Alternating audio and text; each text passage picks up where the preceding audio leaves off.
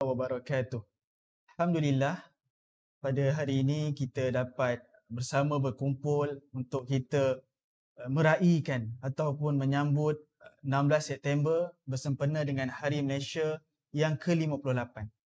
Baiklah, bersama saya pada hari ini kita sembang santai bersama orang-orang muda, dan panel pertama orang muda, panel kedua pun orang muda.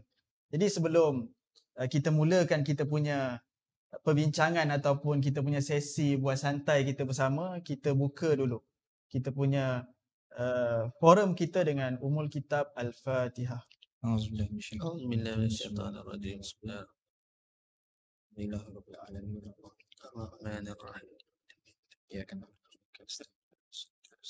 Shiratal mustaqim. Shiratal ladzina ghairil maghdubi 'alaihim waladdallin. Okey, baiklah. Sebelum saya kenalkan barisan panel kita, panel 1 dan panel 2, bersempena dengan 16 September, kita tahu bahawa 16 September ni adalah hari, kita boleh katakan bahawa hari kelahiran. Hari Malaysia dibentuk, di mana Sabah Sarawak digabungkan, maka dibentuk menjadi satu negara yang dinamakan Malaysia. Yang di mana di dalamnya kita tengok terdapat pelbagai etnik, bangsa, kaum, warna kulit disatukan, lalu dibentuk menjadi negara yang bernama Malaysia. Alhamdulillah, hari ini dengan nikmat yang telah diberikan kepada Allah, kepada negara kita, kita bukan sahaja selesai menyambut hari kemerdekaan negara, tetapi kita juga meraihkan hari pembentukan negara kita yang ke-58 tahun.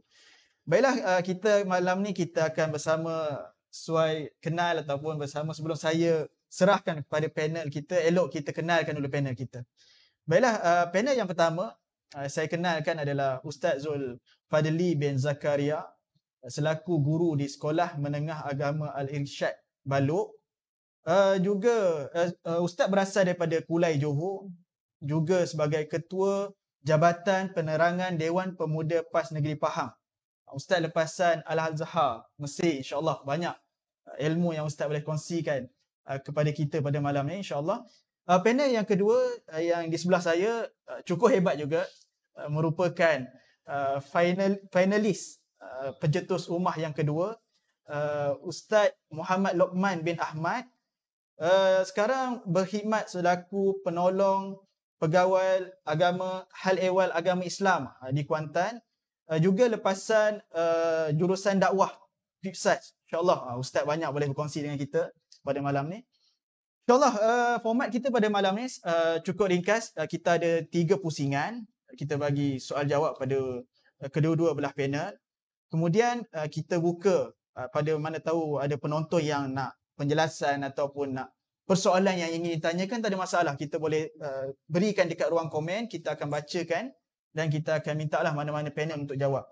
Sebelum saya serahkan pada panel, semua para penonton live pada malam ni boleh share dekat grup-grup WhatsApp, grup-grup Facebook ataupun share dekat Facebook.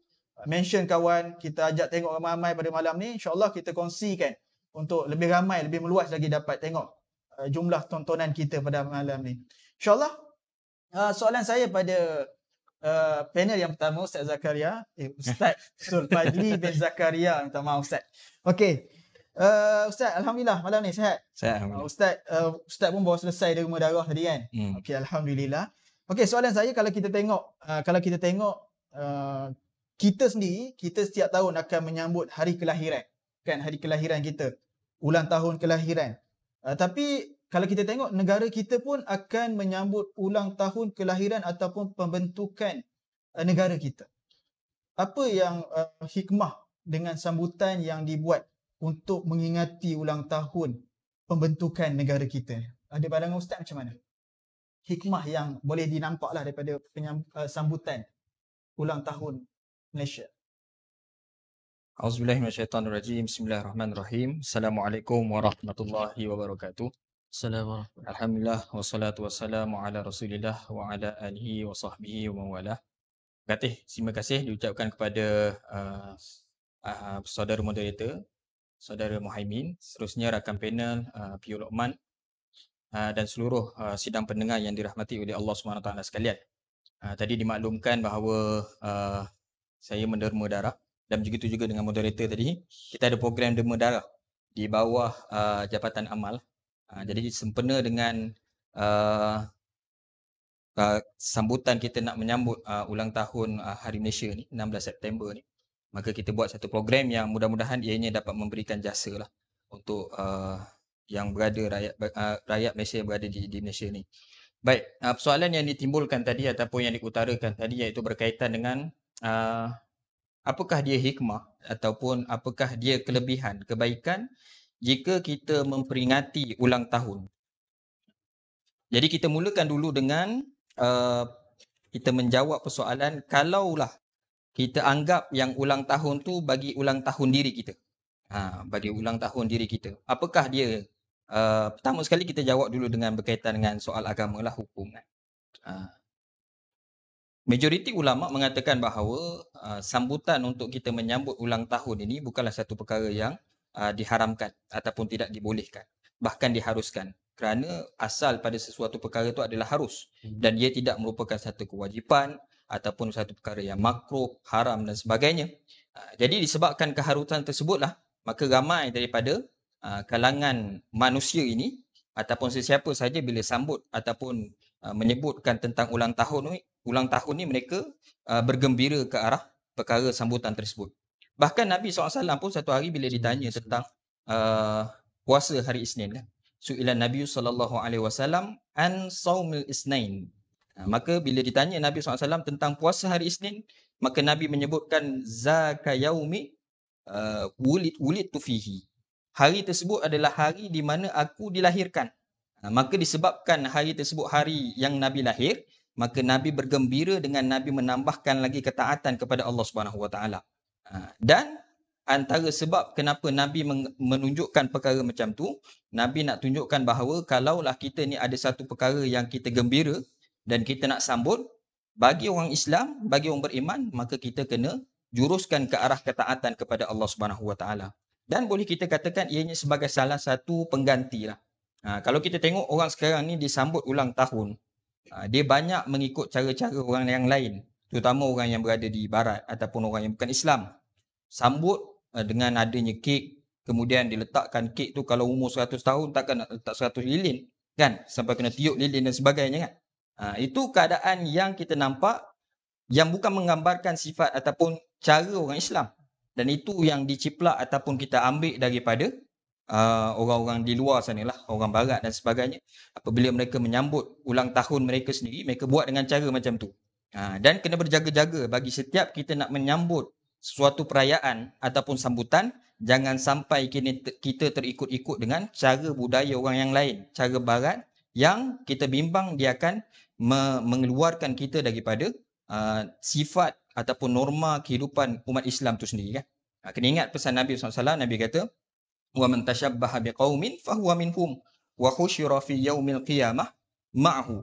Siapa yang menyerupai sesuatu kaum, maka dia sebenarnya termasuk daripada kaum tersebut dan akan dibangkitkan nanti pada hari kiamat bersama-sama dengan orang yang dia suka mengikut itu. Jadi kalau kita suka ikut cara orang barat, maka akan menyebabkan kita juga akan nanti dibangkitkan bersama-sama dengan orang yang kita ikut itu tadi. Kan? Tengok-tengok bangkit pada hari kiamat di padang mahsyar, duduk sebelah kita artis-artis luar barat yang kita tak tahu apa dia punya akidah dan sebagainya kan. Kita sepatutnya pada hari kiamat di padang mahsyar kita nak bersama-sama dengan fuqaha, alim ulama, orang Islam, tapi tiba-tiba kita terikut dengan ataupun dibangkitkan bersama-sama dengan orang yang bukan seakidah dengan kita, wal iyazubillah lah. Jadi kita berbalik semula kepada perihal berkaitan dengan sambutan menyambut ulang tahun bagi bukan diri tapi kepada negara dan sebagainya kan. Disebabkan asal tadi kita dah ceritakan tentang keharusan tersebut, begitu jugalah dengan perkara yang adanya sangkut paut dengan ulang tahun dan juga sambutan itu tadilah. Jadi sambutan ni secara umumnya kita nak menyambut bagi perkara tersebut, tujuan nak memperingati perkara tersebut. Kalau kita sambut ulang tahun tadi, tujuan nak memperingati diri kita. Maka kita sebut tadi, kita sambut ulang tahun itu tujuan nak memperingati peristiwa itu. Maka bertepatan dengan 16 September 1963 itu, apa cerita di sebaliknya? Iaitu berkaitan dengan sejarah lah. Tujuan mungkin dibuat macam tu, diletakkan satu tarikh yang khusus dan disambut setiap tahun supaya kita senantiasa teringat apakah peristiwa di sebalik perkara tersebut. Iaitu pembentukan Malaysia lah, pergabungan Sabah, Sarawak dan juga Singapura. Cuma Singapura dia terkeluar lepas pada itulah 1965 kan. Jadi boleh kita katakan bagi setiap perkara yang kita sambut itu, kalau tujuannya adalah tujuan yang baik, maka akan diharuskan ataupun dibolehkanlah. Dan memang dalam keadaan sekarang ni kita dituntut untuk ke arah banyak memperingati perkara-perkara yang ada sangkut paut dan kena-mengena dengan negara kita ni. Selaku kita ni anak muda yang mungkin tak sempat dengan zaman tersebut. Kan? Kalau Piu lahir tahun bila? 85 Ustaz. 85. Saya 88. 94. 94. Jauh kalau kita nak tengok kan. Daripada tahun 1963 nak bawa ke kita. Agak kita ni, mak ayah kita barangkali belum ada lagi. Kan? Jadi nak ceritanya bila adanya satu perkara yang boleh kita peringatkan tersebut, dia akan mengembalikan kita ni selaku anak muda ke arah peristiwa pada zaman tersebut. Bagaimana susah payahnya orang dahulu nak membentuk negara kita ni, sampailah kita dapat keadaan yang begitu baiklah kita kira sekarang ni, daripada sudut ekonomi yang ada walaupun terjejas dengan situasi pandemik dan sebagainya ni.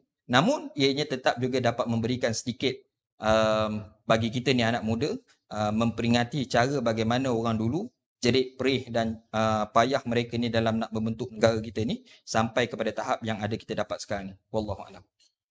Okey, terima kasih pada Ustaz atas jawapan yang saya kira cukup berpuas hati. Macam mana kalau kita tengok, kalau kita menyambut ulang tahun kelahiran pun kita perlu muhasabah diri kita kan, makin dekat dengan kematian, umur pun makin meningkat. Begitu juga kita menyambut ulang tahun pembentukan negara kita, kita kena muhasabah balik macam mana orang dulu bersusah payah bersama membentuk, perpaduan tu dibentuk oleh orang dahulu. Generasi sekarang ni perlu mengekalkan lagi perpaduan tu supaya bukan usaha orang dulu, orang sekarang ni tak merasa, jadi dia tak terkenang nikmat yang telah dibina oleh orang dulu. Jadi itu adalah salah satu tuntutan untuk sama-sama kita menyambut supaya kita boleh muhasabah lagi usaha-usaha yang telah dibuat oleh orang terdahulu. Okey, terima kasih Ustaz. Okey, insyaAllah kita pergi pada panel yang kedua, Piu Lokman. Kalau kita tengok, bila orang sebut tentang kecintaan kepada negara ni, kadang-kadang orang cakap boleh jadi taksub, boleh jadi macam-macam istilah, terlalu ekstrim, terlalu ada puak sendiri, pentingkan bangsa sendiri, semua macam-macam lah. Jadi macam mana dari sudut pandangan Islam yang selari dengan kecintaan kita kepada negara kita? Boleh Ustaz uraikan pada kita semua insyaAllah. Bismillahirrahmanirrahim. Assalamualaikum warahmatullahi wabarakatuh. Alhamdulillahi rabbil alamin, wassalatu wassalamu ala asyrafil anbiya'i wal mursalin wa ala alihi wa sahbihi ajma'in. Qala rabbi syrah li sadri wa yassir li amri wa hlul 'uqdatam min lisani yafqahu qawli. Alhamdulillah, terima kasih kepada tuan moderator majlis pada malam ini, saudara Abdul Muhaimin. Yang dihormati rakan panel saya Ustaz Zulfadli yang hebat, kacak bergaya. Saya ingat Ustaz tua pada saya, rupanya saya tua lagi Ustaz. Rasa sedih pula orang ni rasa.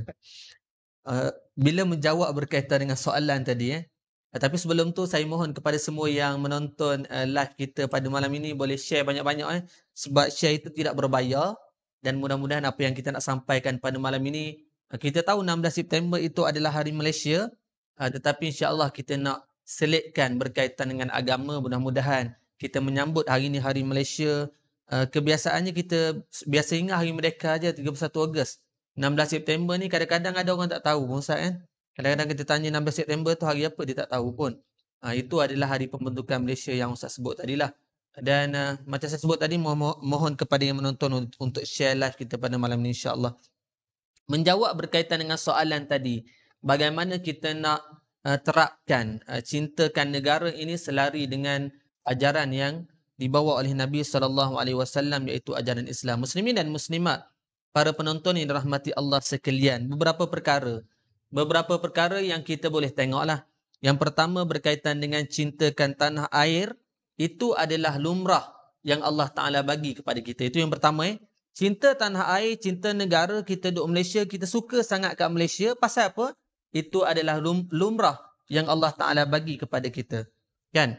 Walau anna katabna alaihim an iqtulu anfusakum aw ikhruju min diyarikum ma fa'aluhu illa qalilum minhum.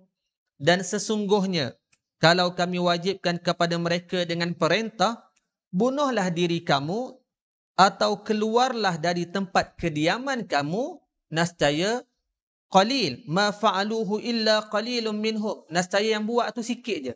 Pasal apa? Lumrah manusia bila kita suruh keluar, awak tak hidup Malaysia lah, keluarlah. Tak. Dia rasa tak nak keluar. Pasal apa? Cinta dan sayang tanah air itu adalah fitrah lumrah setiap manusia. Tak, sebab itulah pepatah tu moderator, hujan emas di negeri orang, hujan batu di negeri sendiri. Baik duk tempat sendiri. Walaupun biasa-biasa je, walaupun kita tahu negara lain mungkin ada lebih baik, lebih hebat daripada negara kita, tapi tempat tumpah tanah, tempat tumpah darah kita, tempat kelahiran kita, maka lumrahnya kita akan sayang dan cinta kepada tempat lahir. Itu yang pertama. Begitu juga disebut oleh Nabi SAW dalam satu hadis, ma atyabaki min baladin wa habbaka ilayya walaula anna qaumi akhrujuni minka ma sakantu ghairak, kata Nabi SAW. Alangkah baiknya dirimu wahai Mekah, wa habbaka ilayya, aku sayang dan aku cinta kepada kamu, walaula anna qaumi akhrujuni, dan kalaulah bukan kerana kaumku yang suruh aku keluar, maka kata Rasulullah, ma sakantu ghairak, nescaya aku takkan keluar, nescaya aku tinggal kat sini. Nak cerita apa dia? Sayang dan cintanya Nabi SAW kepada Mekah pasal apa? Tempat lahir dia. Sayang dia pergi berhijrah ke Madinah. Kita tahu kisah hijrah Nabi SAW ke Madinah, tapi dia sayang kepada Mekah, tempat lahirnya. Itu yang pertama. Dan yang kedua, kita kena tahu berkaitan dengan kedaulatan dan kekuasaan. Cintakan tanah air ini tidaklah melambangkan kita ni asabiyah yang tersimpang. Tak. Orang kata sayang tak Kuantan, sayang. Sayang tak Malaysia, sayang. Dah pasal apa awak asabiyah ke? Tak. Tak. Tidaklah dinamakan asabiyah orang cintakan tanah air. Bukanlah semangat nasionalisme tu tinggi ataupun terpesong melampau apabila kita cintakan kepada tanah air. Rasulullah sebut apa dia? Man ba'adaran walam yaj'al samanaha fi misliha lam yubarak lahu fiha. Kan? Sesiapa yang menjual tempat tinggalnya lalu tidak menggantikan dengan tempat tinggal yang lain, maka jualannya itu tidak diberkati. Maksudnya apa dia?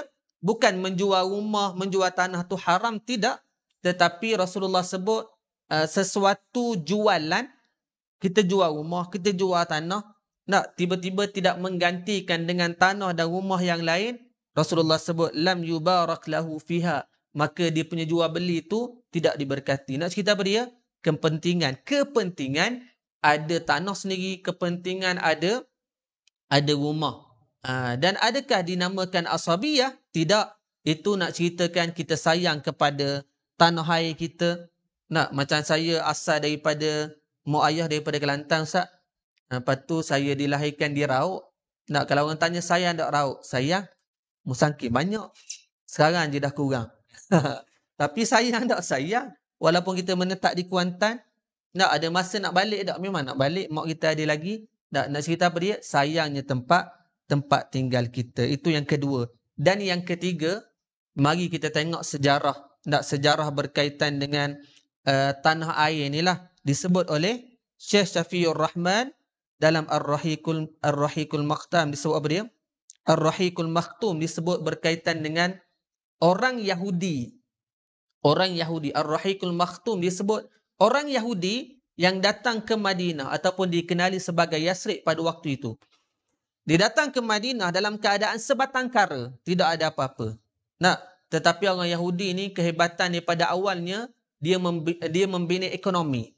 Dia bina ekonomi dulu, dia berniaga di pasar dan sebagainya. Akhirnya ekonomi dia teguh, ekonomi dia kuat, lalu dia membuka peluang siapa yang nak pinjam duit daripada dia. Itu dia punya putar beliknya orang Yahudi ni. Siapa yang nak pinjam duit, maksudnya nak bagi loan lah. Jadi berpusu-pusu lah orang Madinah ataupun orang Yasrib pada waktu itu nak buat loan kepada orang-orang Yahudi ni. bila dia bagi pinjaman dalam keadaan dia menetapkan ataupun riba yang tinggi, bunga lah, bunga. Sebab itu Allah Ta'ala mengharamkan wa ahallallahu al-bai'a wa harrama riba. Tak, jual beli itu halal tetapi Allah Ta'ala mengharamkan riba. Orang Yahudi ni dia menetapkan riba yang tinggi. Akhirnya semakin lama makin lambat bayar makin tinggi, macam calon gitulah lebih kurang. Pinjam sikit bayar berlipat-lipat kali ganda. Akhirnya mereka tak mampu bayar dan orang Yahudi dia membuka tawaran kepada orang Yasrib pada waktu itu, kalau nak lansaikan hutang, mudah aja bagi tanah kepada aku. Jadi bagi tanah kepada kami. Nak cerita apa dia? Kepentingan kita menjaga tanah air, tidak sesuka hati menjual kepada orang-orang yang tidak sepatutnya. Bukan larangan menjual, tidak, tetapi kita menjaga harta ataupun tanah air tempat tinggal kita. Dan yang keempat kita sebut tadilah, moderator tanya berkaitan dengan asabiyah. Rasulullah sebut laisa minna man da'a ila asabiyah wa laisa minna man qatala alayya asabiyah wa laisa minna man mata alayya asabiyah. Bukan daripada kalangan kami orang yang menyeru kepada asabiyah, bukan daripada kalangan kami orang yang membunuh kerana asabiyah, bukan daripada kalangan kami orang yang mati dalam keadaan asabiyah. Maka sahabat tanya, ya Rasulullah, adakah sayang kepada tanah air itu disebut sebagai asabiyah juga? Rasulullah jawab, tidak. Sebaliknya asabiyah itu apabila kamu menolong kaum kamu dalam perkara yang zalim. Kaum kita, bangsa kita ataupun orang kawan-kawan kita buat zalim, kita kata tak apalah. Maka itu disebut sebagai asabiyah. Adapun sayang, suka, cinta kepada tanah air tidak dinamakan sebagai asabiyah. Jadi mudah-mudahan untuk orang pertama itulah penjelasannya. Jangan kita ingat aku sayang pada Kuantan, aku sayang pada Pahang, aku sayang pada Malaysia, itu adalah bukan satu asabiyah. Wallahu a'lam. Allahu a'lam. Okey, terima kasih kepada Piyu Lokman atas penjelasan yang cukup menarik. Kalau kita biasa dengar kan, tempat jatuh lagi dikenang, apatah lagi tempat kita dilahirkan. Tempat yang kita biasa, tempat kita di kampus pun boleh kita kenang, apatah lagi tempat lahir kita dekat Raub, dekat Temelloh, orang Kuantan, tempat kampung kita lagi kita nak balik. Kalau kita tengok, Islam dah gariskan dengan baik lah. Kalau Ustaz jelaskan tadi, Islam dah gariskan dengan baik. Islam bukan sahaja pernah setakat memimpin negara, tapi Islam hampir memimpin 2/3 dunia. Dalam tu lagi pelbagai jenis, kaum ada, bangsa ada, agama ada, etnik ada, beribu-ribu mampu disatukan lah. Jadi Islam dah gariskan dengan cukup baik. Dalam semangat kita cintakan negara ni pun ada telah digariskan. Tapi kalau kita terkeluar daripada apa yang telah digariskan oleh Islam, maka dia akan jadi perkara yang boleh menyebabkan zalim bila kita hanya membina kroni kita, bangsa kita dan menindas kaum-kaum lain atas semangat negara yang menyebabkan timbul kezaliman, maka kat situ dah timbullah perkara lain yang kita tidak boleh sokong. Tetapi kalau kita terus cintakan kepada negara kita dengan sebab sayangkan tempat negara kita adalah fitrah sebagai seorang manusia. Baiklah, kita pergi kepada round yang kedua. Okey, pada penonton yang masih ada, kalau ada soalan untuk ditanya, boleh tinggalkan di ruang komen. InsyaAllah nanti kita akan tengok. Dan yang mana yang belum share, boleh teruskan share dulu live ni sebelum kita pergi ke round seterusnya. Okey, untuk round yang kedua, kepada soalan kepada Ustaz Zul, kalau kita tengok dalam negara kita ni, kita dapati banyak golongan-golongan muda, kan? Sehingga ada negara kita pun dalam parlimen pun tengah usulkan untuk kita bawa undi 18 tahun, kan? Tapi kalau kita tengok golongan muda ni, dia berada sangat berbeza, sangat jauh dengan golongan-golongan terdahulu yang memperjuangkan kemerdekaan, golongan-golongan terawal yang terlibat dengan kemerdekaan. Jadi jarak masa tersebut menyebabkan rasa nikmat tu rasa jauh. Macam mana nak mempertahankan. Ada setengah golongan muda yang tak ada langsung timbul semangat patriotik, semangat cintakan negara. Macam mana pandangan Ustaz pada golongan ni? Dia tak cintakan negara, tapi nak duduk dalam negara Malaysia. Tak suka dengan negara Malaysia, rasa negara ni teruk, tapi masih lagi duduk dalam Malaysia. Contohlah kalau kita tengok apa pandangan Ustaz pada golongan yang tak ada langsung semangat patriotik dan sayangkan negara sendiri. Baik, bismillah. Terima kasih kepada moderator. Persoalan berkaitan dengan soal patriotism lah.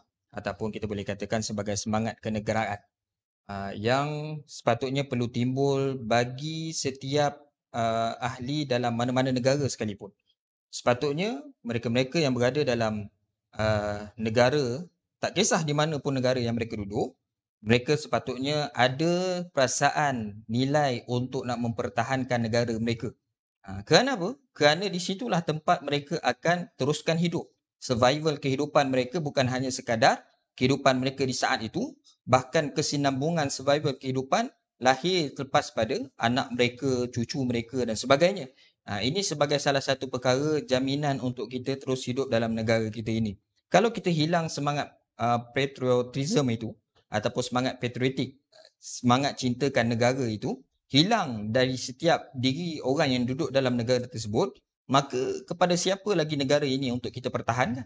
Takkan kita nak duduk lagi di dalam penjajahan yang sebelum pada ni pun kita dah tahu dah melalui penceritaan di dalam buku sejarah, penceritaan daripada datuk-datuk nenek kita yang menceritakan begitu sulit, sukarnya kita duduk dalam sebuah yang sepatutnya kita dalam negara ni milik diri kita, tapi ekonominya dikawal oleh orang yang lain, kekayaan dan sumber yang ada dalam negara tersebut dimanipulasi oleh mereka-mereka yang menjajah dalam negara kita ini.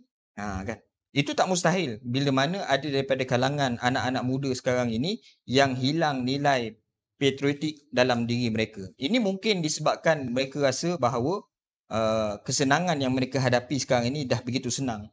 Mereka tak merasai kepayahan tersebut, maka nilai sebuah kecintaan itu dia tak rasa bagaimana keadaan orang lama dulu nak mempertahankan negara kita ini. Sebab tu tak pelik ada daripada kalangan anak-anak muda ni cuba nak membawa fahaman komunis. Seingat saya dulu kan. Mereka cuba nak bawa fahaman komunis. Mereka lupa bagaimana keadaan datuk nenek moyang kita dulu yang berhadapan dengan komunis ni, yang diseksa oleh komunis. Tapi mereka rasa apa? Mereka rasa bahawa sejarah kita telah pun diubah. Sejarah kita ni telah pun dipesongkan. Ini mungkin disebabkan mereka berasakan bahawa mereka tak duduk di tempat orang yang pernah berada di zaman tersebut lah. Maka mudah-mudahan bila mana kita timbulkan lagi suasana sambutan-sambutan sebegini, sambutan 16 September, sambutan 31 Ogos, ataupun apa juga jenis sambutan-sambutan yang boleh menjurus ke arah patriotiknya anak muda ini terhadap negara mereka, mereka boleh kenang kembali dan juga mereka boleh tautkan kembali, kemaskan kembali kecintaan mereka terhadap negara kita ini. Jangan kita lihat kepada suasana-suasana yang ada sekarang ini kan. Contoh mereka kata anak-anak muda sekarang ni yang dipanggil oleh sebahagian orang kata cendekiawan ilmuwan di Malaysia ni, anak muda kita sekarang ni yang ramainya anti-establishment. Mereka yang begitu tak suka dengan keadaan pengukuhan dalam negara kita ini disebabkan mereka melihat kepada pemimpin-pemimpin politik yang berbalah nak dapatkan kuasa dan sebagainya. Jangan kita lihat kepada titik-titik bengit dipanggil, ataupun kita lihat kepada kebobrokan yang ada tu. Cuba kita sebagai selaku anak muda ambil kesempatan yang bila kita lihat keadaan suasana yang macam ni, cuba kita cari jalan penyelesaian bagaimana kita nak membentukkan kembali suasana yang tidak harmoni ni. Kena ingat, masa depan negara kita ini, yang kita sebutkan tadi, kita nak teruskan survival kehidupan dalam negara kita ini, kita nak menjamin masa depan kita ni biar anak cucu kita pun senang. Semuanya berada di tangan kita, anak muda.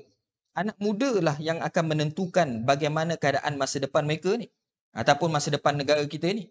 Kalaulah mereka tak cuba bentuk suasana yang harmoni pada masa sekarang ini, maka kita akan dapat lihat akan datang nanti lebih teruk lagi, lebih bobrok lagi, ataupun lebih sukar lagi kehidupan yang ada pada masa akan datang. Sebab tu perlu diingat sebagaimana yang disebutkan oleh Syahid Imam Hassan Banna bila menyebutkan tentang keadaan orang muda ini.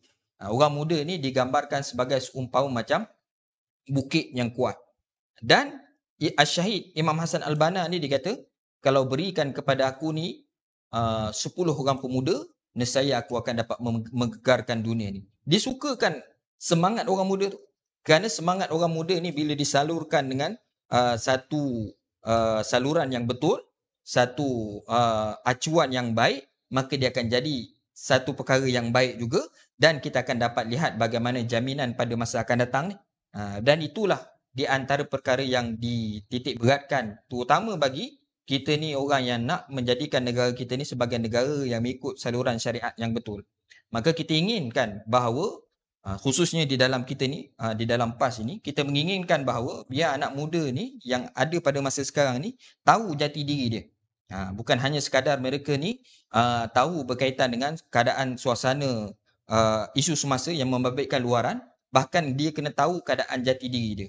Kalau jati diri tersebut tersulam dengan jati diri budaya Islam dan juga budaya masyarakat Melayu yang sopan dan santun tersebut, maka itulah yang budaya pada masa akan datang kita akan dapat lihat bagaimana keadaan negara ini dapat dicorakkan dengan baik perkara tersebut. Maka boleh saya katakan bahawa anak muda dia kena pupukkan kembali semangat patriotik itu. Semangat cintakan negara itu. Dan pastikan semangat cintakan negara tersebut disulami dengan cara adat kebudayaan masyarakat Melayu Islam tersebut. Jangan kita ikut budaya-budaya barat. Dan boleh saya katakan kenapa boleh jadi begitu rencam keadaan anak muda sekarang ini, kerana mereka ni banyak dimasuki dengan budaya-budaya luar. Kan? Kalau di Malaysia ni, saya tak tahulah. Sepanjang saya duduk dalam negara, saya pernah belajar di Mesir. Saya juga pernah berjalan di negara-negara orang Arab yang lain. Kan? Saya pernah pergi ke Turki dan sebagainya. Mereka ni dalam bab makanan ni, mereka lebih suka kepada makanan mereka lah. Tapi kalau kita tengok kat Malaysia ni, tengok makanan luaran apa yang mereka tak bawa kat Malaysia ni. Kan? Sebut sushi. Berapa ramai orang suka sushi. Sushi bukan makanan orang Malaysia. Tapi di-upgrade jadi selera orang Malaysia lah kan. Makanan Arab. Kan? Sampai kita pun jadikan McDonald tu, franchise luar, adakan juga makanan orang Melayu sebab supaya orang dapat pergi kepada franchise orang luar itu tadi kan. Jadi nak ceritanya, kita ni banyak diresapi dengan budaya-budaya luar. Itu cerita bab makan. Kita tak cerita lagi bab hiburan. Hiburan yang banyak membelenggu anak muda sekarang ni. Kan? Sukakan kepada cerita Korea. Kalau zaman saya dulu tahun 90-an, kecil-kecil dulu, suka tengok cerita Hindustan. Kan? Hindustan, mak-mak ayah kita suka tengok Hindustan. Zaman Hindustan waktu tu kan. Lepas tu kita tengok peralihan zaman tu. Daripada Hindustan pergi kepada cerita Jepun. Lepas tu pergi ke Jepun, cerita Korea pula sekarang ni. Lepas pada ni cerita apa, cerita negeri mana pula tak tahulah kan. Wallahualam kan, kita tak tahu. Jadi kita nak buat macam mana keadaan orang kata budaya luar tu dah masuk dalam negara kita ini. Cuma yang boleh kita katakan, kita kena uruskan dengan baik lah. Macam saya sebutkan tadi, Islam tak pernah melarang mana-mana perkara yang ada. Cuma Islam ni mengatur kehidupan manusia. Jadi kita kena aturkan baik-baik supaya apa yang kita hasratkan dalam negara kita ni yang terbaik dapat kita jalinkan dan juga dapat kita bina dengan cara yang terbaik lah. Wallahualam.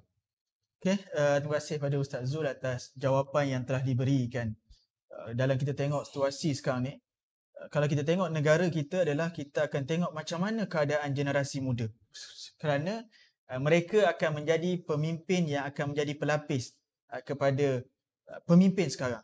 Jadi persiapan anak muda sangat penting, ataupun semangat ataupun kecintaan. Kerana itu kalau kita tengok sejarah ni dah diajar daripada sekolah rendah, dah dititikkan pendidikan civik, kemudian masuk dalam sekolah menengah, supaya perasaan sayang dan cinta kepada negara tu dah ditanam daripada kecil lagi. Bukan bila dah besar nanti kita mungkin boleh berbeza pandangan dengan pemimpin politik dari sudut strategi, dari sudut apa-apa yang berkaitan negara, tapi berkaitan dengan negara kita mungkin kena bersama, kan? Kena bersatu hati. Kalau penjajah masuk dalam negara kita, mungkin kita dah kena bersama. Tak kisahlah parti politik mana, kita akan bersama, bersatu. Kalau Islam dah diganggu dalam negara kita, kita akan bersama untuk kita mempertahankan. Begitu juga dengan negara kita, tak kisah orang muda ke orang tua, bila kita sebut tentang semangat cinta akan negara, dia bukan terletak pada orang tua saja. Bahkan semua golongan kena ada sikap dan rasa cinta kepada negara kita ini. Okay, terima kasih Ustaz Zul. Seterusnya kita pergi pada PU Lokman berkenaan dengan soalan yang kedua. Kalau kita tengok macam Ustaz sebutlah, cabaran generasi sekarang. Generasi dulu mungkin dengan Hindustannya, dengan Jepunnya, sekarang ni mungkin dengan Korea, ataupun dari sudut fahaman ideologi, macam-macam jenis masuk dalam ni. Fahaman macam ni, dia dah musuh bukan dah masuk sempadan negara, bahkan Dia dah menyerang masuk dalam rumah kita dah kan, duduk dalam media sosial, dalam anak-anak kita dalam rumah, dah boleh menyerang melalui minda, lagi teruk daripada serangan fizikal. Dia dah serang daripada dalam. Dan kita tengok macam mana generasi Allah baru ni menzahirkan rasa syukur dan cinta kepada negara atas nikmat yang telah kita kecapi sekarang. Silakan Ustaz. Bismillah, Alhamdulillah. Terima kasih kepada saudara moderator kita dan terima kasih kepada semua yang masih menonton ya FB Live kita pada malam ini. Macam Ustaz sebut tadi lah, daripada tengok Korea, baik tengok live Facebook malam ni. Jadi kena kongsi-kongsi lah live kita pada malam ni, insyaAllah. Saya pun kagum kat tengok Ustaz tahu Korea apa semua kan. Saya biasa tengok tilawah je Ustaz. Jadi tak tahu sangat lah. Tengok orang cerita. Orang cerita. Alhamdulillah. Okey, Alhamdulillah. Berbalik kepada soalan moderator tadi, bila kita cerita berkaitan dengan anak muda kan, bagaimana kita nak merasakan kecintaan kepada tanah air kita, sebab kita tidak melalui fasa-fasa tok nenek kita. Kita tidak berperang, kita tak angkat parang, kita tidak bersusah payah, kita tak makan ubi kayu, kita tak berpeluh, kita relax-relax je, lahir-lahir dah aman damai seronok kan. Tetapi bagaimana kita nak mengekalkan keamanan yang Allah Ta'ala bagi kepada kita, muslimin dan muslimat yang dirahmati Allah sekalian. Memelihara keamanan dan kebebasan yang perlu kita jaga apa dia? Yang pertama, bebaskan diri kita daripada pemikiran penjajah. Kita nak bebas daripada penjajah, memang kita dah bebas dah, lahir-lahir tak ada dah menjajah. Jajah kita tak kenal dah. Tetapi bebaskan pemikiran kita daripada pemikiran penjajah. Ustaz dah sebut tadi berkaitan dengan budaya-budaya barat yang mungkin tak molek. Dari sudut makanan tak ada masalah Ustaz. Sushi kan. Mochi saya makan juga. Macam kuaci je lebih kurang. Tapi dengan mochi harga RM10 Ustaz. 3 biji. Tapi nak cerita benda luar masuk Tapi bebaskan pemikiran kita daripada benda-benda barat. Sama ada dari sudut hiburan yang melampau, Ustaz sebut tadi. Kan? Hiburan, dan bagaimana Rasulullah sebut dalam satu hadis, la yakunanna min ummati aqwamun yastahilluna al-hirra wal harir wal khamra wal ma'azif, kata Rasulullah. Akan ada di kalangan umatku, kata Nabi SAW, orang yang menghalalkan zina dan juga orang yang menghalalkan sutera bagi lelaki dan juga menghalalkan arak dan juga hiburan ala-ala muzik. Dan kita dah sampai dah masa tu. Berapa ramai, berapa banyak kes penzinaan. Kalau saya sendiri walaupun tidaklah terlibat secara langsung dengan geng-geng penguatkuasa ni, tetapi kita tahu maklumat lah, kita berjabat sembang-sembang tentang penzinaan, tentang tangkap khalwa. Subhanallah, memang tempat kita ni hebat lah. Tak usah cerita orang luar lah. Daerah kita, tempat kita ni memang dari sudut tu hebat lah. Cuma PKP ni dia slow lah sikit dah. Pasal hotel-hotel tak boleh masuk. Tetapi tetap ada. Dan benda tu menunjukkan tidak ada penurunan pun. Kan dari sudut kita tangkap khalwa ke, kes penzinaan, anak luar nikah banyak sangat. Semakin hari semakin banyak. Dan inilah yang disabdakan oleh Nabi SAW tadi. Sampai satu masa kita nampak benda tu macam tak ada masalah sangat. Kes penzinaan, kes arak tidak lagi dinamakan sebagai arak. Dan apa dia lagi? Media sosial disebut tadi kan. Media sosial yang melampau-lampau. Kita media sosial untuk kebaikan tak ada masalah. Tetapi media sosial kita yang kita guna hari ni, wallahualam, bila kita sebut netizen tu Ustaz, kita rasa takut. Sebab saya pernah kena, sebab tu saya takut. Saya pernah kena satu post kita post isu semasa. Rupanya orang tak setuju dengan kita, hentam tu. Bila orang hentam kita tu, dia bercakap macam dia tak mati. Macam tu lah. Semua benda keluar, semua binatang keluar. Jadi nak cerita, hari ni pun cerita. Ada benda sikit yang berlaku yang dia tak setuju, dia akan kata apa saja. Ini media sosial kan. Teruk sangat yang kita sama-sama kena jagalah. Dan yang kedua, bebas daripada budaya songsang. La'ana Rasulullah SAW al-mutasyabbihina minar rijal bin nisa wal mutasyabbihati minan nisa bir rijal. Kita dah tahu dah. Rasulullah SAW melaknat kepada lelaki yang menyerupai perempuan, perempuan yang menyerupai lelaki, yang hari ni saya rasa makin menjadi-jadilah. Dan orang tak malu yang dibagi tahu, aku ni lelaki tapi aku pakai macam ni.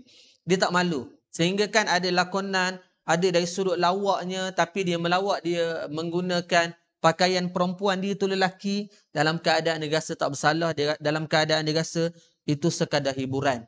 Maka dah jelas apa yang disebut oleh Nabi SAW. Dan yang ketiga, bebas daripada akhlak dan juga perkara-perkara yang buruk, akhlak yang buruk dan juga perkara yang keji, sama-sama kita bebaskan daripada diri kita. Innama bu'istu li utammima makarimal akhlak, kata Nabi. Aku diutuskan adalah untuk menyempurnakan akhlak. Kan? Apa guna kita baca Al-Quran, hebat kita baca Quran, nak taranum dan sebagainya. Apa guna kita solat dalam keadaan tak tinggal, ataupun kita rajin sangat solat. Apa guna kita berzikir banyak, tiba-tiba akhlak kita tak jaga. Kan? Tiba-tiba perangai kita, subhanallah, teruknya perangai dia. Pasal apa orang melihat? Orang bukan Islam, dia melihat Islam daripada orang Islam. Bila orang Islam tak molek, dia beranggapan Islam itu tidak molek. Sedangkan orang Islam itu tidak molek. Adapun ajaran Islam itu adalah ajaran yang indah, yang baik. Tetapi itulah orang luar tengok. Orang bukan Islam tengoklah orang Islam macam ni perangai. Sedangkan yang tidak baik itu adalah diri kita sendiri. Maka sama-sama kita jagalah. Seterusnya, bebas daripada perpecahan dan pergaduhan, permusuhan. Ini kita minta jauh lah. Kan? Kita ada puak, kita ada suku, kita ada bangsa, kita ada apa lagi? Kita ada perbezaan sikit-sikit, tetapi pergaduhan yang kita cari. Dalam masjid kadang-kadang berlaku macam tu. Ustaz cerita orang luar, Ustaz cerita orang yang tak ada kena-mengena dengan agama. Orang masjid sendiri kadang-kadang dia ada berpuak dia. Dia ada tak puas hati dia ada bergaduh sama sendiri. Akhirnya yang ni tak datang, yang ni pun tak datang ke masjid. Yang ruginya kita lah. Dan seterusnya, yang kelima, bebas daripada kelemahan pembinaan institusi kekeluargaan. Dan kes menunjukkan, kes perceraian, sama ada tak kisahlah di negeri mana pun, kalau kita duduk di Kuantan dan juga di Pahang ini, menunjukkan peningkatan waktu PKP ni. Kan? Kita takut, wallahualam. Kita macam mana nak sebut kita ingatkan dulu PKP bila duduk satu rumah lama-lama, kita ingatkan benda tu makin comel. Kan? Kita ingatkan bila kita duduk mengadap muka bini, makin baik. Rupanya sebaliknya. Sebab menunjukkan perceraian hari ni sangat-sangat tinggi. Bermula daripada PKP 1 sampai sekarang hari ni, kita sembang ini 16 September 2021 ni, kes perceraian sangat-sangat tinggi. Dan memanglah menunjukkan orang Melayu Islam lah yang mendominasi kes perceraian. Jadi kita minta jauh lah dengan kita mengukuhkan institusi kekeluargaan. Dan yang terakhir, bebas daripada dunia yang sedang menipu kita. Bukan menipu orang luar saja, menipu kita juga ni. Nak menipu saya. Kadang-kadang kita ni galik-galik, kita lupa kan? Lupa. Allah Ta'ala sebut apa dia? Ya'lamu annamal hayatud dunya la'ibun wa lahwun wa zinah wa tafakhurun bainakum wa takasurun fil amwali wal aulad.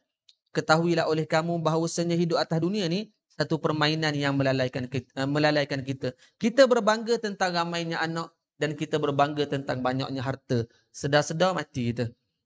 Sebab apa? Masa bila kita seronok ni, kita syok ni, masa jadi singkat. Kita seronok tengok bola 90 minit, berasa 9 minit je. Kita seronok tengok drama sejam, kita rasa macam 10 minit je. Maka itulah hidup atas dunia. Kita seronok sangat, akhirnya kita sedar-sedar kita bertemu dengan Allah Subhanahu Wa Taala. Mudah-mudahan yang menonton kita sembang santai anak muda ni, walaupun panel tak berapa muda sangat, tapi kita sembang santai anak muda ni, mudah-mudahan kita kena beringatlah keamanan yang telah diberikan kepada kita, yang berhempas pulas tok nenek moyang kita dulu, nak dapat keamanan, mudah-mudahan kita dapat sama-sama jaga, insya-Allah. Wallahu a'lam. Wallahu a'lam. Terima kasih kepada PU Lokman atas penjelasan, penerangan mengenai dengan cara kita menzahirkan kesyukuran ataupun kecintaan kita kepada negara kita. Kalau kita tengok isu semasa sekarang ni, kita tengok Afghanistan, kan, dia baru sahaja merasai nikmat untuk memerintah negara sendiri. Kalau kita tengok keadaan ada setengah rakyat yang diusir daripada negara dia, kan, kita tengok Rohingya yang diusir daripada tempat mereka sendiri. Kalau kita tengok macam mana dekat negara-negara lain yang masih ada peperangan, ada pergolakan, perang saudara yang masih berterusan. Kita tengok macam-macam lagi. Bukan semua negara menikmati nikmat kemerdekaan yang macam kita kecapi sekarang ni, kan. Tak semua negara dipilih untuk ada kemerdekaan. Masih ada pergolakan, pergaduhan sesama sendiri, pergaduhan politik yang panggil orang luar terlibat kan. Kalau kita tengok dalam sejarah negara kita, pergaduhan dalam negeri di tanah Melayu, bila bergaduh sesama sendiri untuk berebut kuasa, maka jemput orang luar untuk bantu. Kalau bantu, kita bagi kuasa. Maka orang luar datang ambil kesempatan atas pergaduhan kita sama sendiri. Jadi kalau kita tengok, alhamdulillah, sejarah ni adalah benda yang sentiasa akan berlaku setiap zaman. Cuma watak dan waktu yang berbeza. Dan kita, supaya sejarah tu tak diulangi oleh generasi kita, maka kita perlu belajar sejarah, ambil pengajaran untuk kita ambil iktibar, supaya kita tak ulang lagi kesalahan yang telah dibuat oleh generasi dahulu. Jadi untuk pusingan yang terakhir, apa yang Ustaz harapkan, pada sambutan kita, pada sambutan kelahiran Malaysia, kepada anak-anak muda, harapan Ustaz kepada anak-anak muda sempena dengan sambutan hari lahir ataupun hari pembentukan Malaysia ini. Silakan Ustaz. Baik, terima kasih kepada moderator. Tadi bila moderator menyebutkan tentang bagaimana keadaan negara-negara luar selain daripada Malaysia ni, yang mereka ni diuji ataupun datangnya fitnah kepada mereka ni berupa dengan keadaan peperangan dan sebagainya ni. Di sinilah nilai sebuah kemerdekaan yang kita kena rasa sebenarnya. Kita ni selagi mana tak diuji, kita takkan rasa seronoknya keadaan nikmat yang ada sekarang ni. Contoh kita ambil mudah beginilah. Kita takkan rasa pernah merasai nikmat sihat ni selagi mana tak datang sakit. Allah uji kita sakit, tapi bila kita sakit tersebut, kita akan baru rasa Allah sedapnya kalau misalnya waktu sihat dulu. Kan, baru kita rasa seronoknya nikmat ketika pada waktu tersebut. Sebab tu Nabi sebut tentang irtanin khamsan qabla khamsi tu. Kita kena dapatkan, rebutkan peluang 5 sebelum datang 5 perkara kan. Datangnya waktu muda sebelum datangnya waktu tua.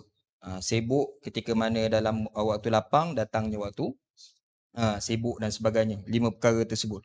Dan ini merupakan sebagai satu indikator untuk kita menilai kembali akan kenikmatan dalam kemerdekaan yang kita kecapi sekarang ini, supaya kita jangan ambil mudah terhadap suasana kebebasan yang ada pada kita dapat sekarang ini kan.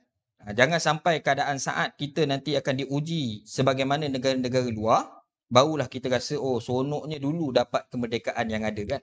Sampaikan kita lupa keadaan tersebut. Sebenarnya tidak perlu sampai kita ni diuji dengan peperangan baru kita rasa nak berubah, ataupun baru kita rasa nak datangnya kecintaan kepada negara kita ni. Cukup kita melihat kepada negara-negara luar sebagai kita menjadikan iktibar dalam negara kita ini. Baik, kemudian yang seterusnya yang boleh saya jadikan sebagai satu harapan, sebagai kita ni umat Islam, seringkali mana-mana pun di media sosial maupun di ruangan-ruangan yang boleh kita berikan kesempatan untuk memberikan nasihat kepada mereka-mereka yang berada di luar sana, mungkin kita boleh jadikan ianya sebagai satu pedoman dalam hidup, yang mana pedoman dalam hidup ni khususnya bagi kita ni umat Islam kena berpandukan kepada Al-Quran dan As-Sunnah. Dan perlu diingat sebagaimana yang Allah SWT sebutkan dalam surah An-Nahl ayat ke-36 tu, yang seringkali menjadikan sebagai satu pencapaian untuk kita sama-sama dapatkan, iaitu bila mana Allah sebutkan, Allah kata walaqad ba'asna fi kulli ummatin rasula ani'budullah wajtanibut taghut. Tujuan Allah utuskan para rasul ni ada 2 perkara je. Tujuan Allah utuskan para rasul ada 2 perkara. Ani'budullah, untuk memperhambakan diri kita kepada Allah, beribadat kepada Allah. Wajtanibut taghut, dan juga menjauhkan perkara-perkara yang melampaui batas, taghut. Dan kata ulama, taghut ni termasuk juga dengan tayarat fikriyah. Pemikiran-pemikiran yang selain daripada Islam pun boleh dikategorikan sebagai taghut yang melampaui batas. Maka perlu diingat sebagai kita ni selaku umat Islam, umat baginda Nabi Muhammad SAW, maka kena pegang betul-betul cara yang tujuan kenapa Allah SWT mengutuskan para rasul itu, supaya kita ni senantiasa hidup dalam jaluran ataupun dalam jalan yang betul, jalan yang boleh membahagiakan kita di dunia maupun di akhirat. Jangan kita hanya sekadar nak kecapi dunia, kita meninggalkan akhirat. Dan dalam zaman berzaman kita tengok, semenjak daripada zaman baginda Nabi SAW, bahkan kepada umat-umat yang terdahulu pun, mereka yang mengikut syariat ini adalah mereka yang akan Allah berikan kebahagiaan bukan hanya sekadar di dunia maupun di akhirat. saya tertarik dengan satu pandangan daripada seorang cendekiawan ni. Dia kata, Malaysia ni uniknya, kita ni dijajah sampai 800 tahun oleh kuasa besar, kuasa kolonial, kan. Namun tak ada pun sampai tahap kita ni menukarkan rakyatnya dan juga negara tersebut menjadi negara yang bukan Islam. Bahkan kita tahu kuasa kolonial ni bila datang ke sebuah negara, dia akan ubah bukan hanya sekadar ekonomi, bahkan dia akan juga mengubah suasana keagamaan tersebut. Kita tengok bagaimana Granada di Sepanyol, kan, Andalus juga di Sepanyol, bahkan sebahagian besar di Eropah pun. Ramai yang asalnya dulunya Islam, namun bila mana dijajah kembali oleh kuasa yang lain daripada Islam, mengubah suasana keadaan negara itu bahkan kepada agamanya terus. Tapi kita ni alhamdulillah, Allah SWT masih lagi menjaga kita, masih lagi berkekalan kita ni dengan keislaman yang ada, dan itu di antara nikmat yang paling besar yang kita kena rasa bersyukurlah. Dan mudah-mudahan harapan saya untuk negara kita ni bukan hanya sekadar kita akan dapat menjadikan lebih baik sistem politik yang ada sekarang ini, walaupun kita tahu kebanyakan anak-anak muda sekarang ni yang begitu putus asa lah dengan keadaan suasana politik yang dimainkan oleh pemimpin-pemimpin politik tersebut. Namun, kita kena cari jalan-jalan positif yang boleh kita ubah suasana sistem politik tersebut dengan cara yang lebih baik. Dan juga yang pastikan ataupun harapan saya juga, mudah-mudahan kita juga akan lebih baik daripada sudut aturan kehidupan masyarakat Melayu Islam, bahkan seluruhnya masyarakat majmuk yang ada ini, ke arah yang baik juga, termasuk ekonominya, pendidikan dan sebagainya. Jadi, kesempatan yang ada ini kita kena jaga betul-betul. Kita kena rapikan ianya supaya ianya terus menjadi sebagai salah satu perkara yang kita dapat perjuangkan bersama. Wallahualam. Terima kasih pada Ustaz atas harapan yang telah diletakkan kepada kita semua untuk sama-sama kita lihat.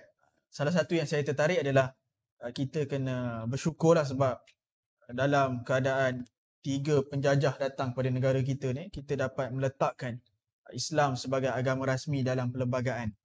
Dan kalau kita tengok juga, penting untuk semua generasi muda yang macam Ustaz sebutkan tadi, kena ada rasa kecintaan kepada negara supaya semangat tu dikekalkan untuk kita mempertahankan negara dalam pelbagai bentuk ancaman daripada luaran, dalaman. Semangat cintakan negara kita tak akan terhakis begitu saja. Okey, terima kasih atas jawapan yang telah diberikan. InsyaAllah kepada para penonton yang nak tanya soalan boleh tinggalkan di ruang komen. Saya akan bacakan lepas kita round keempat ni insyaAllah. Okey, kita pergi kepada Piu Lokman untuk soalan yang round yang ketiga, round yang terakhir. Macam soalan Ustaz tadi, apakah harapan yang diletakkan kepada generasi muda atas ulang tahun kelahiran ataupun pembentukan negara Malaysia ini? Silakan.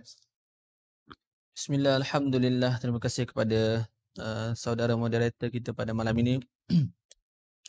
Allah Ta'ala sebut dalam Al-Quran apa dia? A'udzu billahi minasy syaithanir rajim. Walau anna ahlal qura amanu wattaqaw lafatahna 'alaihim barakatim minas samaa'i wal ardh walakin kazzabu fa'akhadnahum bima kanu yaksibun. Sekiranya penduduk negeri itu, kata Allah, beriman serta bertakwa, tentulah kami akan membuka kepada mereka pintu pengurniaan yang berlimpah-limpah berkatnya dari langit dan dari bumi. Nak cerita apa dia? Kalau yang terakhir ini kita cerita tentang harapan kita berkaitan dengan Malaysia, negara kita, harapan kita sendiri apa dia? Ni berdasarkan Allah Ta'ala sebut tadi. Kalaulah sesuatu negeri itu, sesuatu negara itu penduduknya beriman kepada Allah Subhanahu wa Ta'ala, lafatahna alaihim barakatim minas sama'i wal ard, maka akan diturun keberkatan daripada langit dan juga bumi. Kan, kalaulah kita ini beriman kepada Allah. Cuma di akhir zaman ni kalau kita sebut tentang beriman, sebaliknya lah. Nak berapa ramai orang yang tidak beriman, yang tidak, kalau kita perincikan satu-satu banyaklah, yang meninggalkan solat, yang tidak semayang tak cukup 5 waktu. Saya pernah terlibat Ustaz dengan satu ceramah khusus kahwin sebelum PKP ni lah, kan? Kita buat khusus kahwin.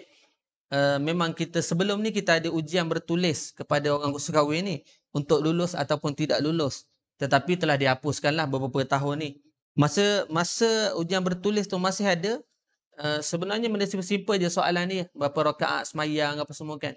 Dulu kita dengar cerita orang, tapi realitinya ada orang kita yang tak tahu pun. Nak semayang subuh 2 rakaat dia tak tahu. Ni nak kahwin ni umur 20 lebih dah. Nak cerita apa dia? Kalaulah kita duduk satu tempat yang kita rasa dak semua orang okey rasa-rasanya. Rasa-rasanya semayang 5 waktu takkanlah tak beres. Rupa-rupanya tak sahaja kita tempat orang di negeri kita, di daerah kita, Kuantan sendiri masih ada orang begitu. Tak, nak cerita apa dia? Tanggungjawab kita lah. Mudah-mudahan ayat ni bila kita semua beriman kepada Allah Subhanahu Wa Taala, Allah Taala akan menurunkan keberkatan daripada langit dan bumi. Sebab itulah antaranya disebut oleh Imam As-Suyuti apa dia? Berkaitan dengan ayat ini, langit akan memberikan kepada mereka berkatnya manakala bumi dengan tanam-tanamannya. Disebut oleh Imam As-Suyuti. Begitulah kehidupan kita. Kalaulah kita berbuat baik, beriman kepada Allah Subhanahu Wa Taala, Allah Taala akan balas baik kepada kita. Kita nak negara kita jauh daripada COVID-19, jauh daripada anasir-anasir luar, jauh daripada perkara-perkara yang tidak baik, sedangkan diri kita sendiri sedang menjemput bala Allah Taala datang kepada kita. Sebab itulah seumpama COVID-19 ni kan, kalau kita boleh sentuh sikit, dulu kita takut mula-mula sebelum PKP dulu bila dengar masuknya ke Malaysia orang yang positif COVID ni, kita takut sangat boleh bawa mati. Tak, tapi bukan masuk sampai ke Kuantan pun. Duduk di Kuala Lumpur, duduk Langkawi mula-mula dulu. Tapi kita dah takut. Tetapi makin lama makin datang akhirnya berada dalam negeri kita, dalam daerah kita, dalam taman kita, last kali kita rasa benda tu macam biasa. Tak, rasa tak takut dah dengan COVID ni. Itulah, benda-benda lain pun begitulah. Kalau kita letak berkaitan dengan solat pun begitulah. Permulaan kalaulah kita ni orang semayang, tinggal semayang, Masya Allah rasa takutnya. Tak, berasa macam tak lena tidur hari tu kalau tinggal semayang. Tetapi lama-kelamaan perkara yang kita rasa takut tadi, bila dibuat banyak-banyak dia rasa satu kebiasaan, lalu kita rasa tak ada apa. Tak, normal, dia rasa normal. Sebab itulah kalau kita boleh sentuh juga berkaitan dengan pakaian. Minta maaf saya sebut. Pakaian ahli sukan kita kan, dengan keterlaluan. Bukan kita suruh pakai tudung labuh dengan jubah pun tak, tetapi janganlah sampai teruk sangat seolah-olah berbikini begitu. Tetapi bila ada orang tegur tu kena hentam. Nak, sepatutnya kena faham lah, ni orang sukan ni. Ini nak cerita apa dia, bila lama-lama benda yang tak normal itu dipandang sebagai benda normal. Jadi kita minta jauh lah supaya jangan sampai satu tahap. Sebenarnya dah sampai pun tahap tu kita kan, perkara yang tidak baik kita nampak sebagai benda yang baik, dan perkara yang baik kita nampak kepada perkara yang tidak baik. Dan benda itulah sebenarnya mengundang pada Allah Subhanahu Wa Taala. Kita minta jauhlah, harapannya begitu. Tak, kita didik anak-anak kita, kaum keluarga kita, jiran tetangga kita, masyarakat kita, supaya semua kenal kepada Allah Taala, dan mudah-mudahan COVID-19, mudah-mudahan bala, bencana dan sebagainya dijauhkan daripada negara kita, insya-Allah. Wallahu a'lam. Allahu a'lam. Terima kasih kepada Piyu Lokman atas harapan yang telah diberikan kepada kita semua, untuk kita, salah satunya muhasabah, untuk kita bukan sahaja melahirkan perasaan cinta, tapi untuk kita persiapkan diri kita daripada untuk menjadi orang yang akan menyumbang ataupun berbakti kepada negara kita dalam keadaan kita bersedia dengan pelbagai aspek. Okey, insya-Allah kita pun dah selesai 3 round. Insya-Allah kita ada satu soalan daripada penonton. InsyaAllah soalan kalau satu ni kita bagi soalan sikit lah. Ustaz jawab sikit, Ustaz jawab sikit. Lepas tu terus kita bagi kesimpulan tu. Kita tutup lah. Kita pun dah menghampiri 10.30 lebih dah. InsyaAllah soalannya daripada Roslan Ahmad. Adakah perbezaan antara kecintaan kepada negara Islam dan negara sekular? InsyaAllah Ustaz boleh jawab dan Ustaz balik bagi kesimpulan tu lah. Ustaz mana? Ustaz, kita jemput panel Ustaz dulu. Baik, terima kasih kepada moderator dan juga terima kasih kepada yang bertanyakan soalan. Sebelum kita pergi dengan lebih jauh tentang definisi tentang negara Islam dan juga negara sekular ni, dan mungkin Saya pun tak ambil masa yang panjang tentang mendefinisikannya. Cuma saya nak ambil satu quote daripada kata-kata Syahid Dr. Said Ramadan Al-Buti tentang menceritakan berkaitan dengan negara sekular ni. Syahid Dr. Said Ramadan Al-Buti menceritakan tentang bagaimana keadaan negara sekular. Walaupun kita tahu negara sekular ni, ianya diasaskan di negara barat ataupun di negara England lah. Yang mana di zaman waktu kegelapan mereka ni, mereka nak keluar daripada cengkaman institusi gereja. Asalnya daripada institusi keagamaan, yang mana pada keadaan itu ataupun pada saat itu institusi gereja ni ataupun institusi agama ni banyak melakukan penyelewengan. Dia menjual warkah ataupun watikah untuk pengampunan dosa, mencukai dengan cukai yang begitu tinggi, begitu mencekam keadaan suasana rakyat di Eropah pada waktu tersebut. Lalu terhasillah satu pemikiran ataupun suatu gagasan yang dipanggil sebagai sekularisme, iaitu membezakan ataupun pengasingan di antara sudut pentadbiran pemerintahan kepada institusi yang beragama yang ada pada waktu tersebut. Itu sejarahnya lah. Allah pusing pula. Kemudian, baik, itu suasana. Jadi, Syahid Dr. Said Ramadan Al-Buti menceritakan bahawa sekular ini, dia amat berguna kepada negara Eropah. Ataupun sekular ini, dia amat memberikan manfaat kepada negara Eropah ataupun negara yang bukan Islam. Tapi kalau kita nak terapkan sekularisme ini ke dalam negara Islam, maka dia akan jadi satu fitnah yang besar. Itu perbezaan di antara negara sekular bagi yang bukan Islam kepada negara yang kita nak terapkan sekular kepada penduduknya Islam ataupun masyarakatnya Islam. Dan sudah pastilah yang kita boleh tengok keadaan bagaimana negara sekular yang contoh yang ada seperti mana Turki lah dan sebagainya. Baik, kembali kepada persoalan, ada beza tak cintakan negara Islam dengan cintakan negara bukan Islam? Cintakan negara Islam dengan cintakan negara sekular, kan? Walaupun negara itu adalah rakyatnya majoriti Islam, namun adanya asas pentadbiran sekularisme. Baik, yang kita nak sebutkan di sini adalah bukan kepada asas acuan pentadbiran itu sahaja, tapi yang kita nak sebutkan tentang di mana tempat yang sepatutnya yang boleh kita dapat menumpang untuk meneruskan kehidupan tadi. Macam diceritakan oleh saudara PU Luqman tadi tentang bagaimana keadaan yang Nabi SAW sebutkan tentang cintanya Nabi kepada tanah airnya sendiri. Walaupun pada waktu itu Mekah masih lagi belum keadaan Islamnya, tapi Nabi SAW begitu tunjukkan rasa cintanya. Kata Nabi, kalau bukan sebab kaum aku yang menghalau aku, nescaya aku takkan tinggalkan tanah air ni. Itu menjadi sebagai salah satu turning point ataupun puncak yang boleh kita memahami bahawa yang Nabi nak tunjukkan bahawa bukan hanya sekadar kepada pentadbiran semata-mata, tapi yang kita nak bawakan adalah bagaimana kita betul-betul rasa sayang dan kasih di tempat yang kita lahir di pada waktu tersebut lah. Kalau kita lahir di negara yang bukan Islam ataupun negara yang sekular sifatnya, yang tidak mengamalkan Islam dan sebagainya, itu dah menjadi satu ketetapan Allah, kan? Yang Allah dah tuliskan kita lahir di situ. Maka kita kena jaga negara tersebut jangan sampai boleh menyebabkan perkara yang lebih merosakkan keluarga kita dan juga masyarakat yang ada pada waktu tersebut. Dan kena ingat, Islam di mana keadaan sekalipun, dia cukup menjaga keadaan masyarakat dan juga rakyat yang dia ada. Walaupun siapa yang kita duduk di bawah pemerintahan tersebut. Bukanlah Islam ini bila mana pemerintahan tersebut adalah pemerintah yang bukan Islam, tiba-tiba kita nak guburkannya, nak naikkan Islam pula. Jadi orang tak akan nampak kerahmatan Islam tersebut lah. Wallahu a'lam.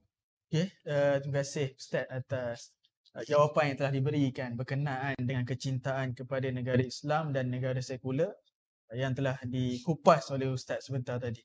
Okey, baiklah kita pergi pada ada soalan daripada penonton. Satu lagi, cinta negara sering bertembung dengan cinta agama. Contohnya negara yang tidak berusaha untuk mendaulatkan Quran.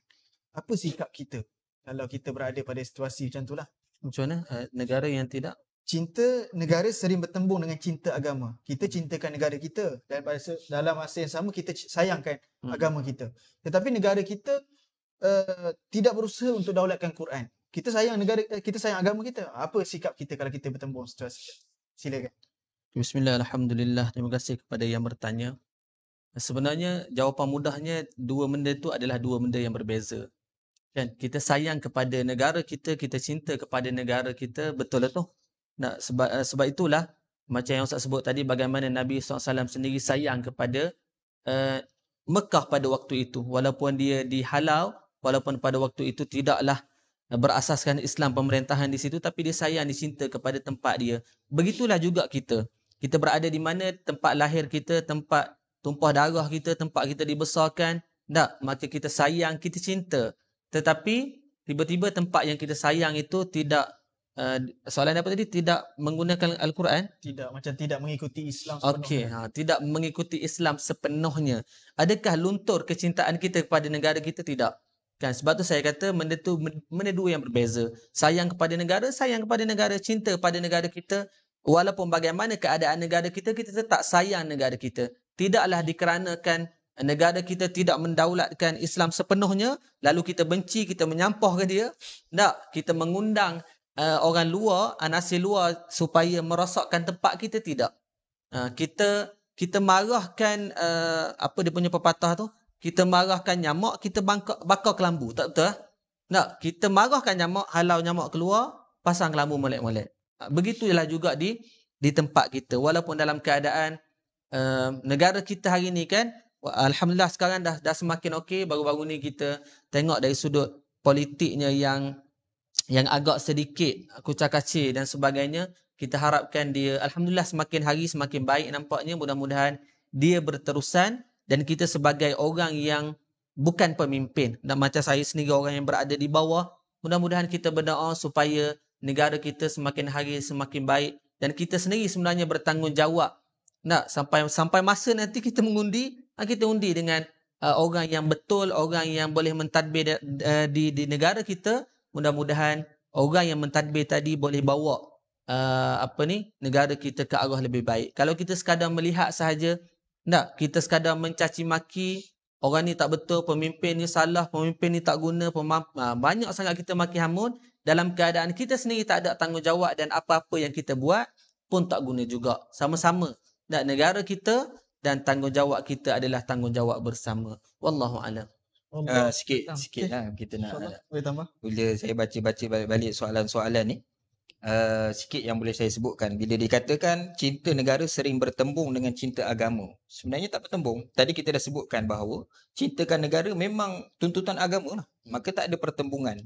Baik, kalau dikatakan kalau negara itu tidak melaksanakan Al-Quran dan juga As-Sunnah sebagai perkara dasar dalam bab agama kan, perkara dasar dalam bab pentadbiran, maka sebagai kita yang mencintakan negara tersebut dan kita sayangkan negara kita, maka kita kena berusaha mencari jalan bagaimana caranya untuk dapat dilaksanakan Al-Quran dan juga As-Sunnah dalam negara itu. Jadi tak ada satu perkara yang nampak jurang yang besar lah. Itu sebagai perakhiran lah. Terus tanya nanti. Okey, terima kasih atas jawapan dan tambahan daripada kedua-dua panel. Kalau kita tengok sendiri, cara kita cintakan kepada negara kita, macam Ustaz Zul cakap, kita kena usaha untuk jadikan Al-Quran sebagai panduan dalam negara kita mengikut lunas undang-undang. Kalau perlu masuk pilihan raya, kita masuk pilihan raya cara undang-undang. Kalau perlu bahas dalam parlimen, kita bawa dalam parlimen.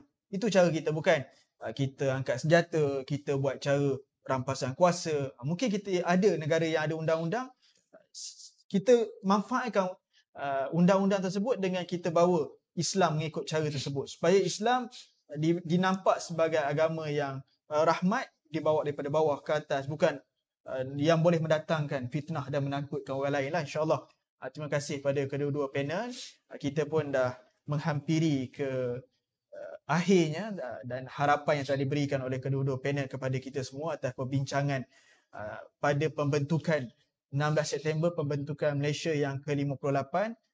Kita dah 2 tahun, dah hampir 3 tahun diuji dengan pandemik COVID-19. Mungkin sebelum ni kita menyambut dengan meriah, dengan bunga api, dengan perarakan, dengan macam-macam jenis. Tapi 3 tahun ni mungkin kita kena bukan sahaja sambutan Hari Malaysia, Hari Raya pun kita kena sambut dengan pengorbanan, tak boleh balik kampung. bukan saja semua raya Cina ke raya Deepawali, semua kaum kena berkorban, termasuk hari Malaysia. Kita salah satu tempat untuk kita muhasabah balik, untuk kita sama-sama memperingati balik. Bukan sebab kita tak boleh sambut maka tak adalah semangat patriotik tu, tapi sebenarnya banyak dibuktikan dengan pengorbanan daripada frontliner yang berjuang tinggalkan keluarga. Kita tengok ramai yang jadi sukarelawan, join PPV untuk jadi. Ramai juga, termasuk Ustaz Zul tadi, kan, derma darah sebagai salah satu tunjuk kita menyumbang juga kepada negara kita dalam pelbagai cabang kita, kemampuan kita. Ustaz mungkin dari sudut boleh berkongsi dengan masyarakat berkenaan dengan agama, ada yang doktor dengan bahagian dia bidang masing-masing, untuk kita tunjukkan semangat dan cinta kepada negara kita. Okay, terima kasih kepada semua penonton yang masih setia sampai ke akhirnya.